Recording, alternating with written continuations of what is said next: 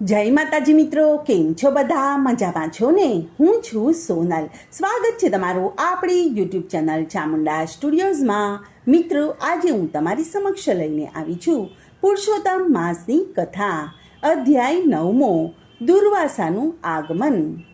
સુત પુરાણી બોલ્યા કે હે મુનિ શ્રેષ્ઠો, નારદજીએ ભગવાન નારાયણની પૃચ્છા કરી કે મેઘાવી ઋષિના સ્વર્ગવાસ પછી તપોવનમાં મેઘાવતીનું શું થયું. તેના પ્રત્યુત્તરમાં ભગવાન નારાયણે જણાવ્યું કે મેઘાવતી તપોવનમાં પોતાના પિતાને યાદ કરીને શોક કર્યા કરતી હતી. એવામાં દેવ ભગવાનની ઈચ્છાથી દુર્વાસા મુનિ તેના આશ્રમે આવ્યા. આ દુર્વાસા અત્રિ ઋષિ અને સતી અંસોયાના પુત્ર હતા. તે શંકરના અંશ મનાતા હતા. તેમના ક્રોધથી કોણ અજાણ્ય છે? તે કૃપા કરવામાં પાછા પડતા ન હતા. નાનપણમાં કુંતા માતાએ તેમને પ્રસન્ન કરવાથી દેવોને આકર્ષણ કરનારી વિદ્યા તેમને આપી હતી.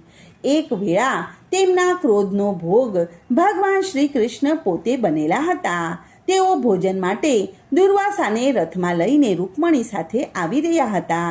તે વખતે રૂકમણીને સખત તરસ લાગતા ભગવાન શ્રી કૃષ્ણએ પગના આગલા ભાગથી જમીન દબાવી અને પાતાળ ગંગાને આમંત્રી અને રૂકમણીની તરસ छिपाવી હતી. આથી દુર્વાસાને પોતાનું અપમાન લાગ્યું હતું. આથી તેમણે શ્રી કૃષ્ણ ભગવાને શ્રાપ આપ્યો હતો કે તમારા બંનેનો વિયોગ થશે.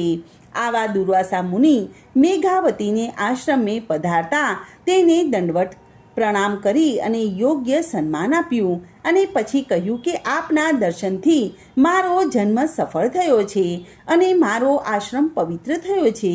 દુર્વાસા મુનિએ પ્રસન્ન થઈ અને મેઘાવતીને કહ્યું કે તે તારા પિતાના કુળનો ઉદ્ધાર કર્યો છે. તારી ધાર્મિક ભાવનાથી હું આકર્ષાઈને અહીં આવ્યો છું. હું નારાયણના દર્શન કરવાના હેતુથી બદ્રિકાશ્રમ જઈ રહ્યો છું. આ સાંભળીને મેઘાવતી અતિ હર્ષ પામી. તે બોલી કે હે મહામુનિ, આપના દર્શનથી મારો શોક દૂર થયો છે. આપ જાણો છો કે આ આશ્રમમાં હું અનાથ જેવી હાલતમાં એકલી રહું છું. મારો કન્યાકાળ વીતી જાય છે, તેની મને ચિંતા છે. તો આપ કોઈ ભાગ્યશાળી પુરુષ મારું પાણી ગ્રહણ કરે એવો મને ઉપાય બતાવો. આ ચિંતા મને રાત દિવસ સતાવે છે, જેથી મને ભોજન પણ ભાવતું નથી અને વિચારોમાં રાત્રે ઊંઘ પણ આવતી નથી. મારું દુઃખ દૂર કરવા આપને હું પ્રાર્થના કરું છું. એટલું બોલીને મેઘાવતી દુર્વાસા મુનિ સામે આશાભરી મીટ માંડીને હાથ જોડીને ઊભી રહી. શ્રી બૃહનારદીય પુરાણના પુરુષોત્તમ મહાત્મયનો દુર્વાસાનું મેઘાવતી પાસે આગમન નામનો 9મો અધ્યાય સંપૂર્ણમ. હવે આપણે પુરુષોત્તમ માસની પાવન કથા સાંભળીએ. ગુરુ શિષ્યની કથા. થોડા સમયથી નદી કિનારે એક ઝૂંપડીમાં ગુરુ અને શિષ્ય રહેતા હતા. ગુરુ જ્ઞાની અને ધર્મ ધ્યાનમાં રચ્યા પચ્યા રહેતા હતા. તેમનો શિષ્ય ગામમાં જઈને ભિક્ષા માંગી લાવતો હતો. ભિક્ષા વડે તેઓ પોતાનો નિર્વાહ કરતા હતા. એવામાં પુરુષોત્તમ માસ આવ્યો. નદીએ નાહવા જવા માટે ભાવિક ભક્તોની ભીડ થવા માંડી. એટલી મોટી સંખ્યામાં નાહવા આવતા ભાવિકો તેને અચંબો થયો. તેને ગુરુજીને આ માટે પૂછ્યું. ત્યારે ગુરુજીએ આજથી થતા પુરુષોત્તમ માસનો મહિમા સમજાવ્યો. તેમણે શિષ્યને કહ્યું કે 3 વર્ષે એક અધિક માસ આવે છે, જે પુરુષોત્તમ માસ તરીકે ઓળખવામાં આવે છે.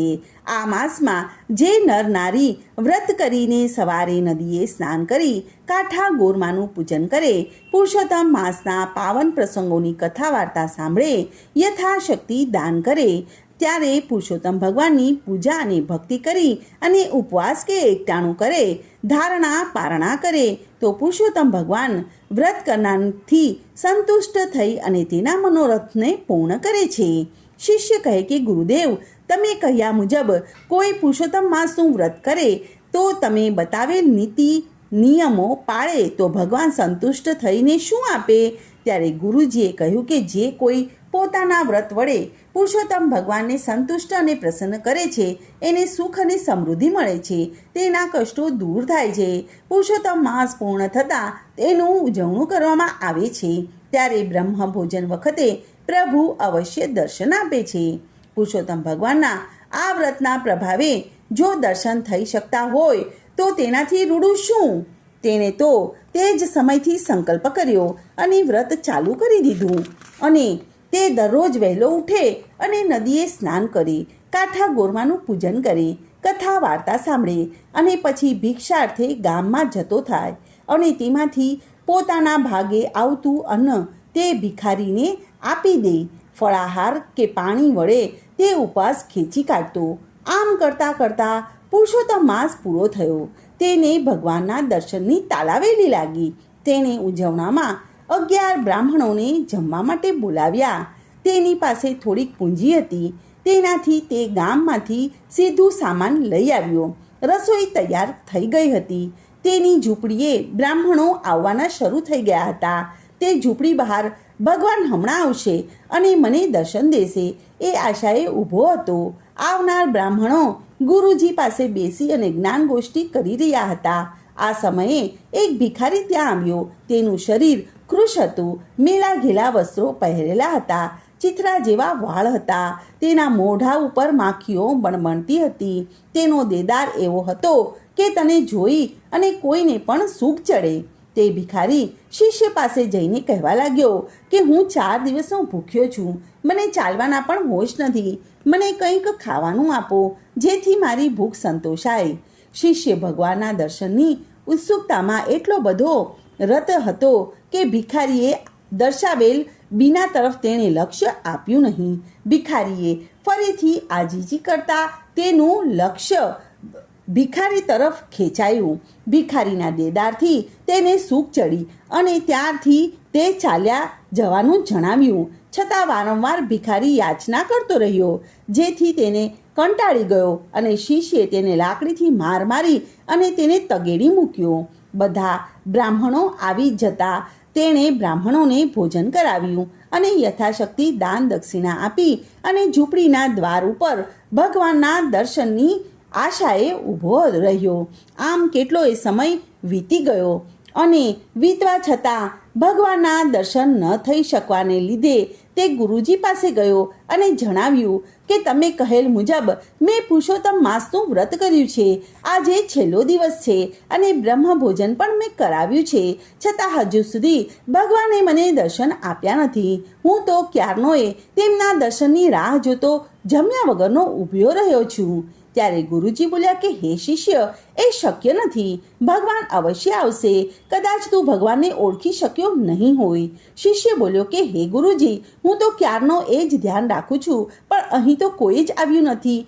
એક ગંદો ભિખારી આવી અને કચ કચ કરતો હતો. તેથી મેં તેને લાકડીથી માર મારી અને તેને ભગાડી મૂક્યો. ગુરુ તો જ્ઞાની હતા. તે સમજી ગયા કે ભગવાન સ્વયં ભિખારી સ્વરૂપે અહીં આવ્યા હશે. શિષ્ય તેને ઓળખી શક્યો નહીં હોય. ગુરુજીએ તરત સમાધિ લગાવી અને જોયું અને તેમને ખાતરી થઈ ગઈ કે સ્વયં પુરુષોત્તમ ભગવાન જ ભિખારી સ્વરૂપે આવ્યા હતા. ગુરુજી બોલ્યા કે હે શિષ્ય, ભિખારીના રૂપમાં ભગવાન સ્વયં જાતે આવ્યા હતા. તારું એટલું પુણ્ય કાચું કે તું આવેલી તકનો લાભ ન લઈ શક્યો.